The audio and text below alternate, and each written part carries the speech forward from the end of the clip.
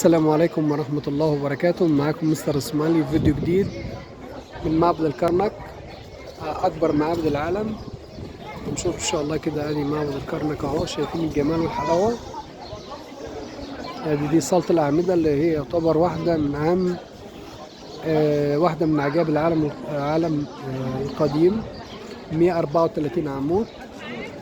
هوريكم شايفين الألوان يا جماعة، جمال الألوان إزاي أهو. شايفين هنا ادي الالوان اهو. دي اعمده الملكه الحطب الثالث.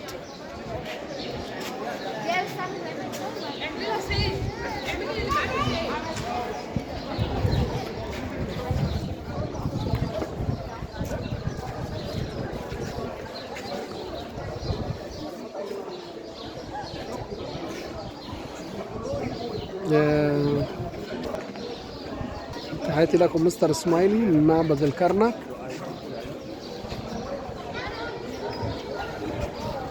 guardate adesso qui che hanno riportato alla luce questi colori, queste meraviglie.